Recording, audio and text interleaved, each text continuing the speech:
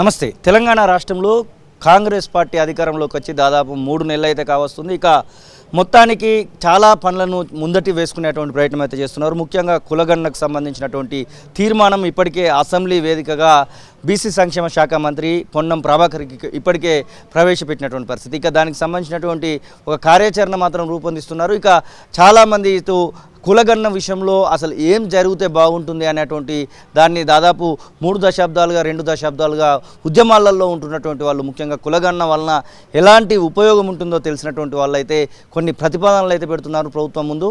దానిలో ముఖ్యంగా అన్ని సంఘాలకు సంబంధించినటువంటి వాళ్ళు కూడా పాల్గొంటున్నారు. మనతో పాటుగా SDF state chairman Murali sir కూడా ఉన్నారు. సార్ నమస్తే. మీరు ఇప్పుడు తీసుకున్నటువంటి ఈ యొక్క నినాదం ఏదైతే ఉందో దాదాపు 2 దశాబ్దాల కింద నుంచి ఈ నినాదం కొనసాగుతూనే వస్తుంది. తెలంగాణ రాష్ట్ర ప్రభుత్వం వచ్చిన తర్వాత 2014లో అప్పటి టీఆర్ఎస్ పార్టీ కూడా ఒక కార్యక్రమాన్ని అయితే చేపట్టింది, సమగ్ర కుటుంబ సర్వే అని. ఇప్పుడు వీళ్ళు కూడా ఒక కార్యక్రమం తీసుకోబోతున్నామని అసెంబ్లీలో తీర్మానం అయితే పెట్టారు. ఈ తీర్మానాన్ని ఎట్లా చూస్తారు? ఈ తీర్మానం ముందుకు పోతుంది అనేటువంటి ఆశ ఉందా అండి? యా అంటే మనము కేసీఆర్ గారి పరిపాలన చూసాము. ఆయన చాలా విషయాలని మేనిఫెస్టోలో పెట్టి వాగ్దానం చేసి పబ్లిక్ మీటింగ్లలో చేసిన వాగ్దానాలను కూడా ఆయన తూచ్ అని చెప్పేసి ఇంప్లిమెంట్ చేయకుండా వెళ్ళిపోయినటువంటి సందర్భం మనకు చాలా కనబడినాయి. 1 కాదు 2 కాదు, కొన్ని వందల అబద్ధాలు ఆడిండు. ఆయన చేస్తానని చెప్పి చేయలేదు. అప్పుడు చేసినటువంటి సమగ్ర కుటుంబ సర్వే కూడా ఊరికే అది ఒక ఎమోషనల్గా ఒక ఆట ఆడుకున్నాడు అంతే. అంటే వచ్చిన దాన్ని పండగ వాతావరణంలో క్రియేట్ చేసి సో ప్రజలందరినీ సంతోషపెట్టడానికి, పాపం ఇక్కడ దుబాయ్ నుంచి వచ్చినప్పుడు, అమెరికా నుంచి వచ్చిండ్రు, ఆస్ట్రేలియా నుంచి వచ్చిండ్రు పార్టిసిపేట్ చేయడానికి సమగ్ర కుటుంబ సర్వే అని. ఎందుకంటే మా తెలంగాణ దాంట్లో. కానీ ఆ సర్వేని ఏ ఒక్క అంశానికి కూడా ఉపయోగించలేదండి మహానుభావుడు కేసీఆర్ గారు. అంటే అంత దుర్మార్గం అన్నమాట. అంటే సర్వే ఉత్తనే చేస్తామా, ఒకప్పుడు కూడా ఒక 5-6 కోట్లు ఖర్చు పెట్టి ఉంటాం కదా. అయినా ఎంతమంది ఇన్వాల్వ్ అయినారు అందులో, లక్షల మంది వాలంటీర్సు, టీచర్లు, ఎంప్లాయీసు, ప్రజలు అంతా ఇన్వాల్వ్ అయ్యి చేస్తే దాన్ని వాడుకోకుండా చెత్తబుట్టలు వేయడం అనేది తప్పు కదా. అది చాలా. సో అది ఒక అంశం. అయితే ఇప్పుడు ఈ కొత్త గవర్నమెంట్ అంటే మనం జాగ్రత్తగా చూసినట్లయితే అంటే ఇప్పుడు మనకి గ్యారంటీ అనే ఒక పదం పెట్టారు కాంగ్రెస్ వాళ్ళు. సో ఆ గ్యారంటీలని పాపం వాళ్ళకు ఉన్నటువంటి సామర్థ్యం మేరకి, వనరుల మేరకి మాత్రము చాలా ఫాస్ట్గా డిస్కషన్ అయితే అవుతున్నాయి. అంటే మనము ఆ గవర్నమెంట్ చూసాం కాబట్టి, కేసీఆర్ గవర్నమెంట్ చూసాం కాబట్టి చాలా హ్యాపీగా అనిపిస్తుంది కదా. సో అట్లాగే ఇప్పుడు మీరు జాగ్రత్తగా గమనించినట్లయితే ఇంతకుముందు కేసీఆర్ గారు ఏ అంశం మీద కూడా ఒక మేధావులతోనో లేకపోతే ఒక సివిల్ సొసైటీస్తోనో పౌర సంఘాలతోనో పెట్టిన పాపాన పోలే మనం చూసాం కదా. ఒక మీటింగ్ పెట్టి వాళ్ళతో చర్చ పెట్టిండే పైన. బట్ ఇప్పుడు కులగణన మీద కూడా ఇప్పుడు గవర్నమెంటు మొన్న పొన్నం ప్రభాకర్ గారు, అట్లాగే డిప్యూటీ చీఫ్ మినిస్టర్ బట్టి విక్రమార్క గారు, సో మా అందరితో కూర్చొని మీటింగ్ పెట్టి సో ఏం చేస్తే బాగుంటుంది అనే దాని మీద, అట్లా బీహార్లో ఎట్లా చేశారు అనేది తెలుసుకొని, మమ్మల్ని అడిగి తెలుసుకొని, సో ఏం చేస్తే బాగుంటుంది అనేది మమ్మల్ని తెలుసుకొని, సో ఒక 2 గంటల డిస్కషన్ అయింది. So it's a good thing కదా అట్లా జరగడం అనేది. అంటే మన పాత గవర్నమెంట్కి ఇప్పటికి పోల్చుకుంటాం మనము. సో డెఫినెట్గా కూడా వీళ్ళు కులగణన చేస్తున్నారు. సో అన్ని కులాలను కూడా గణన చేస్తున్నారు. సో అన్ని అంశాల మీద కూడా సర్వే చేస్తున్నారు. ముఖ్యమంత్రి గారు కూడా సో దీనికి సంబంధించి 2-3 సార్లు కూడా ఆయన చెప్పడం జరిగింది.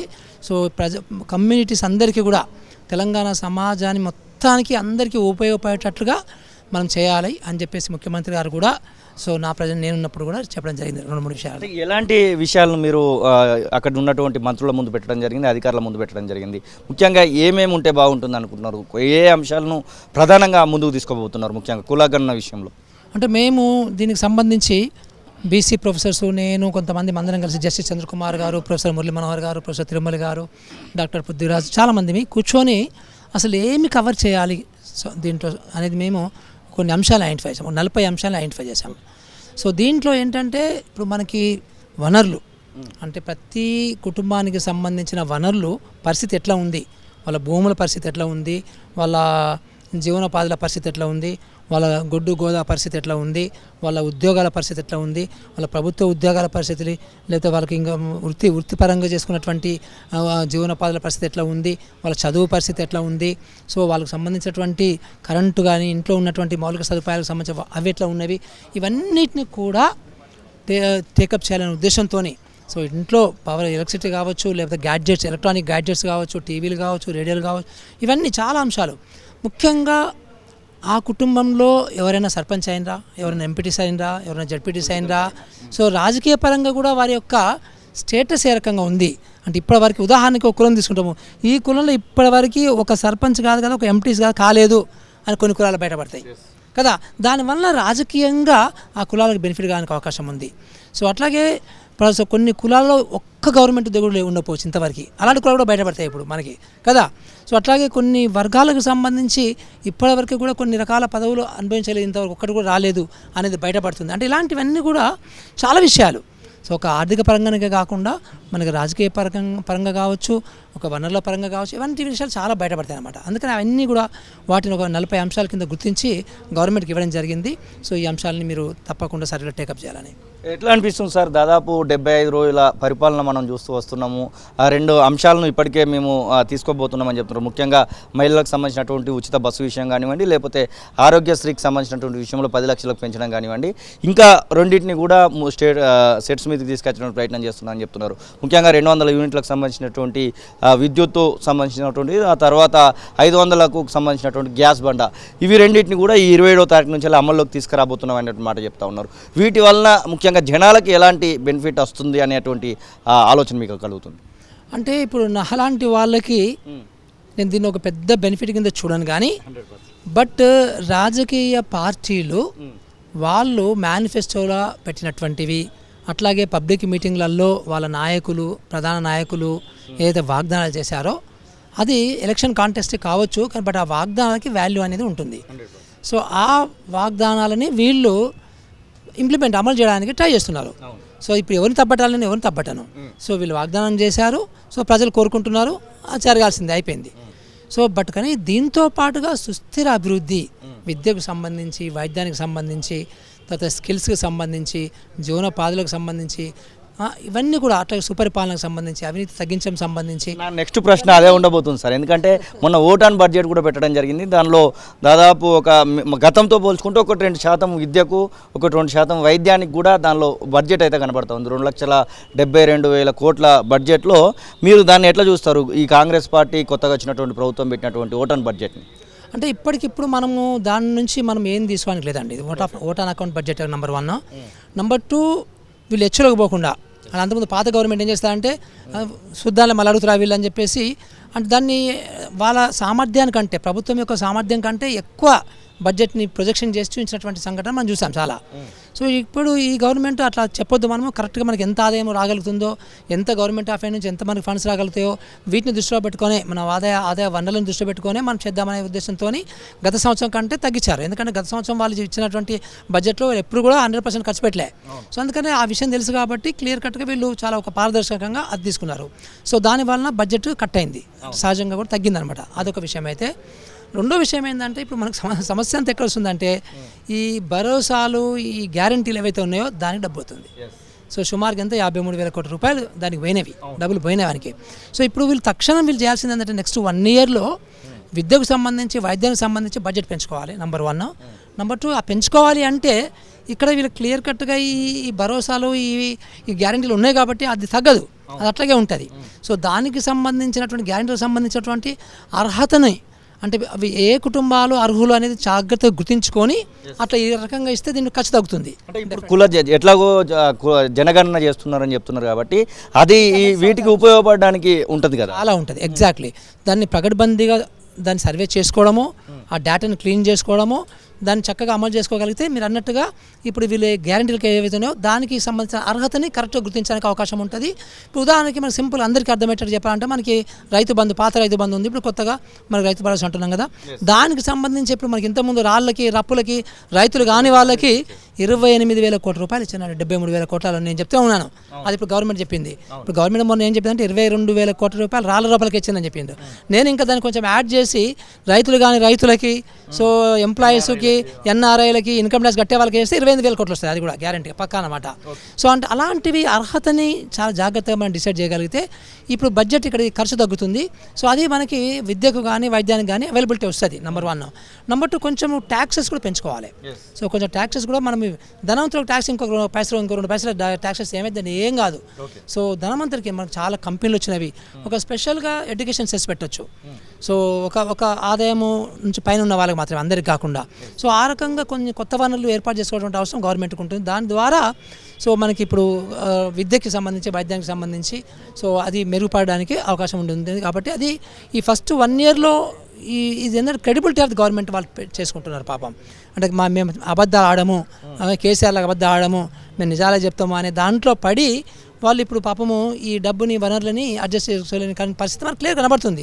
ఎందుకంటే ఇంకొక వైపు ఏమో 6.5 లక్షల కోట్లు అప్పు చేసిన వాళ్ళు మరీ దుర్మార్గంగా లాస్ట్ కొన్ని వేల కోట్లు, నాకు తెలిసి ఇప్పుడు 60,000 70,000 కోట్ల బిల్స్ పెండింగ్ ఉన్నాయి. గ్రామ పంచాయతీలకి, కాంట్రాక్టర్లకి అందరు కలిపి. ఇప్పుడు అది వాడు ఎంజాయ్ చేసి పోయిండు.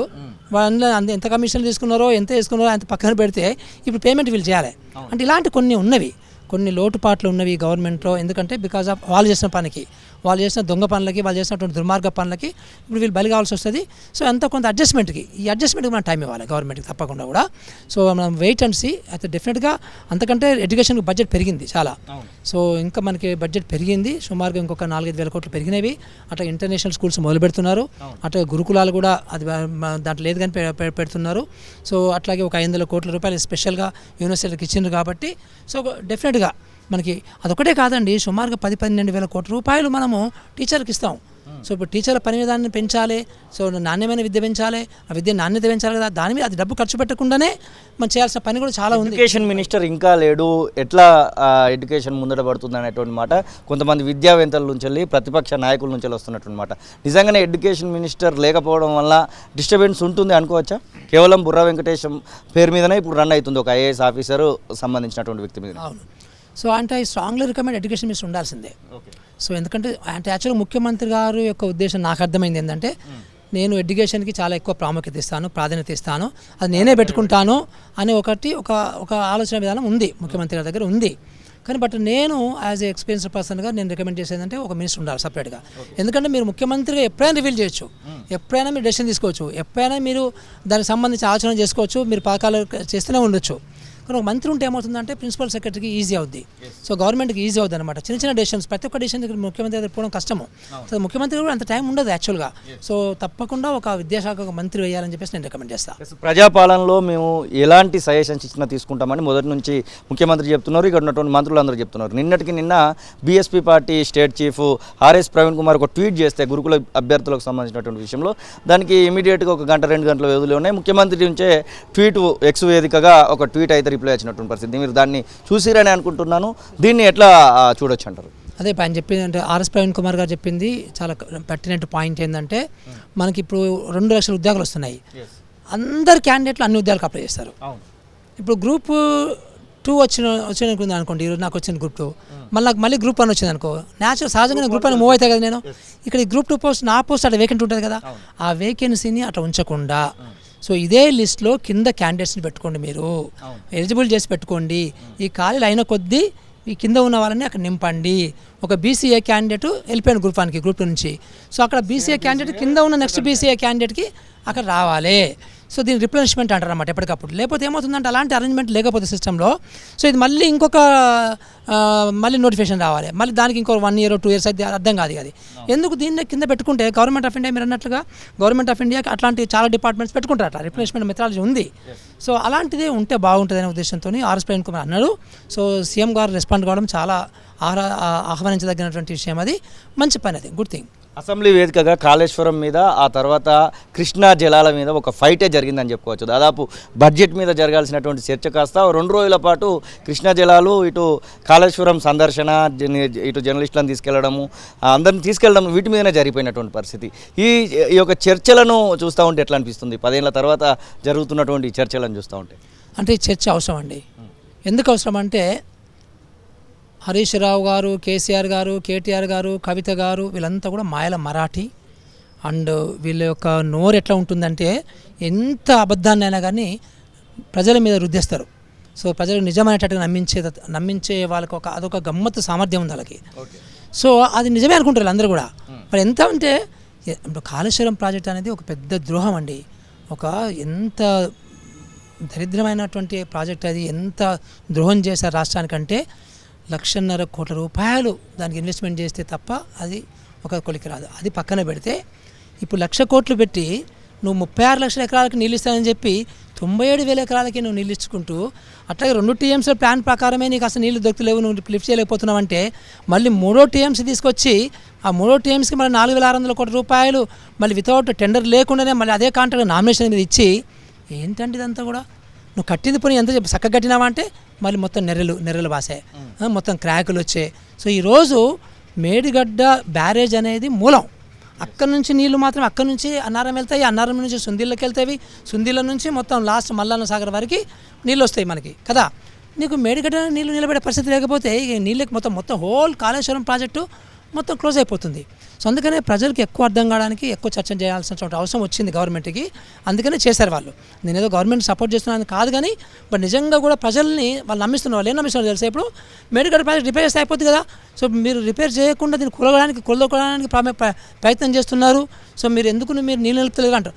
నువ్వు కట్టిన ప్రాజెక్టు నెరవేరిస్తే నీళ్ళకి నిలుస్తాయి, అక్కడ నీళ్ళు ఎట్లా నిలుస్తాయి? ఇవన్నీ మరి ఇప్పుడు ఉన్నటువంటి ముఖ్యమంత్రితో సాధ్యమైతే అనుకోవచ్చా? ఈ కాళేశ్వరం మీద విచారణ కానివ్వండి, కృష్ణా జలాలను అక్కడ ఉన్నటువంటి కృష్ణా బోర్డుకు అప్పచెప్పడం విషయంలో కానివ్వండి, ఆ తర్వాత ఇక్కడ కులగన్నకు సంబంధించినటువంటి విషయమే కానివ్వండి, 6 గ్యారంటీల అమలు విషయంలో కానివ్వండి, ముఖ్యమంత్రికి స్కోప్ ఉందనుకోవచ్చా? ఇక్కడ రేవంత్ రెడ్డికి స్కోప్ ఉందా అసలు మీ అంచనా ప్రకారం? ఇక్కడ ప్రభుత్వం అంటే ఒక ముఖ్యమంత్రి కాదు, ప్రభుత్వం అంటే అదొక పెద్ద బలగం కదా. మంత్రులు ఉంటారు, ఐఏఎస్ ఆఫీసర్లు ఉంటారు, సెక్రటరీలు, ప్రిన్సిపల్ సెక్రటరీలు, చీఫ్ సెక్రటరీ, చాలా కింద జిల్లా కలెక్టర్లు, అధికారులు, చాలామంది ఉంటారు కదా.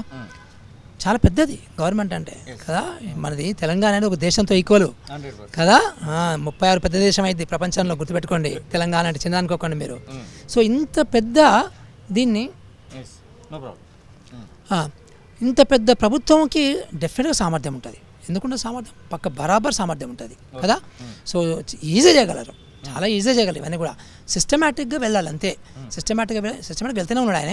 సో సిస్టమేటిక్గా వెళ్తే అన్ని పనులు అయిపోతాయి. Not an issue at all. ఏదో ఒక సందర్భంలో ఎస్డిఎఫ్ని కూడా ప్రభుత్వంతోనే భాగస్వామ్యం కండి, మీ సలహాలు సూచనలు మాకు అవసరం ఉన్నాయి, ఖచ్చితంగా సోషల్ డెమోక్రటిక్ ఫోరం సలహాలు సూచనలు అవసరం ఉన్నాయని ఒకవేళ ప్రభుత్వం మిమ్మల్ని పిలిస్తే మీరు కోయిన్సిడెంట్గా పనిచేయడానికి సిద్ధంగానే ఉంటారా? అంటే ఎస్డిఎఫ్ అనేది ఒక సివిల్ సొసైటీ. దాంట్లో నేను ఒక్కనే కాదు ఉన్నది, ప్రొఫెసర్స్ ఉన్నారు, యాక్టివిస్ట్ ఉన్నారు, చాలామంది ఉన్నారు కదా. అది అట్లే ఉంటుంది. అదొక ప్రెజర్ బాడీ లాగా, అదొక వాయిస్ రేజ్ చేసే ప్రజలకు సంబంధించిన సమస్యలే ఉంటుంది. అది ఒక మురళిగా వాళ్ళు అడిగితే ఎస్. సో డెఫినెట్గా బట్ అన్నీ నేను ఏర్పడితే చేయను. సో ఒక విద్య కానీ లేకుంటే పిల్లలకు సంబంధించినటువంటి ఉపాధి క్రియేషన్ కానీ ఇలాంటివి బాగా ఎక్కువ మందికి ఉపయోగపడేవి. మీరు బడి నిర్ధారణలో చాలా వరకు స్కూళ్ళను తిరుగుతూ చాలా విషయాలని కూడా ఐడెంటిఫై చేశారు, అక్కడ ఉన్నటువంటి సమస్యల్ని. ఇప్పుడు దానిలో ముఖ్యంగా ఇప్పటికిప్పుడు అక్కడ అమలు చేయాల్సినటువంటి విషయాల గురించి చూసుకుంటే ముఖ్యంగా మీరు శౌచాలయాల గురించి చెప్తూ ఉంటారు. ఇంకా ఏమైనా ముందుకు పోతే ఇంకేమైనా స్పెషల్గా స్కూల్ పిల్లలకు అవసరం ఉన్నాయి అనుకుంటే? యాక్చువల్గా విద్య అనేది ఒక పెద్ద సబ్జెక్ట్ అబ్బా. ఇప్పుడు విద్యలో ఇప్పటికిప్పుడు ఒక 20 సమస్యలు ఉన్నాయి. అంటే ఇమ్మీడియట్గా 100 ఉన్నాయి. యాక్చువల్గా 20 సమస్యలు ఉన్నాయి. సో ఆ 20 సమస్యల మీద కూడా గవర్నమెంట్ రెస్పాండ్ కావాలి. మరుగుదొడ్లని ఒక సమస్య, కానీ యాక్చువల్గా నీకు ఇప్పుడు ఇద్దరు పిల్లలకు ఒక స్కూల్ ఉంది.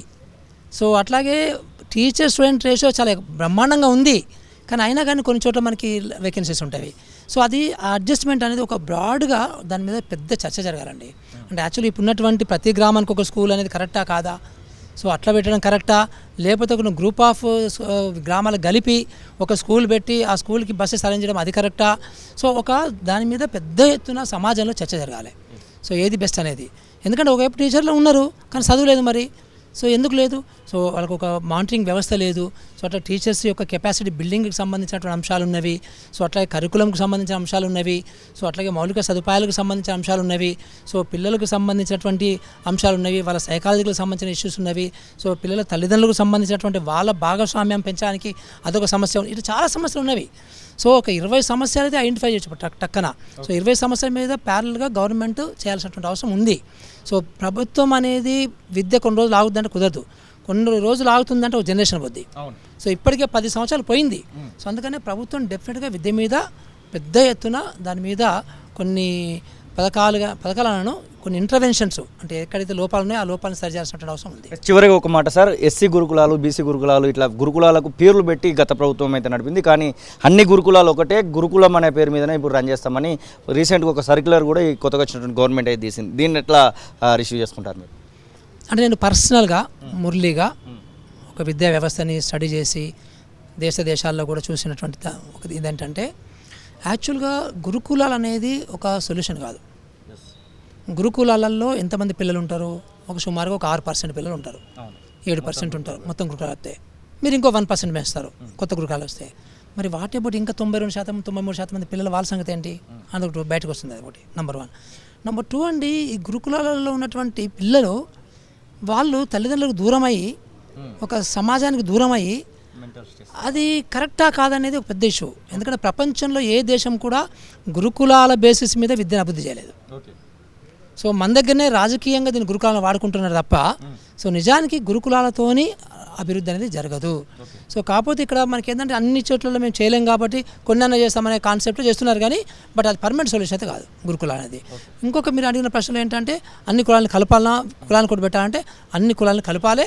కానీ అన్ని కులాలను కలిపినప్పుడు ఎవరి మేమెంత మాకంత ఆ వాటా ఉండేటట్లుగా అందరిని కలిపితే అది ఒక మంచి గురుకులం అవుతుంది తప్ప ఒక ఎస్సీలకు ఎక్స్క్లూజివ్గా ఉంటే వాళ్ళు రేపు సొసైటీలోకి వచ్చినాక నీకు ఎస్సీ ఊర్లోనే ఎస్సీ కంపెనీలోనే ఉండరు వాళ్ళు.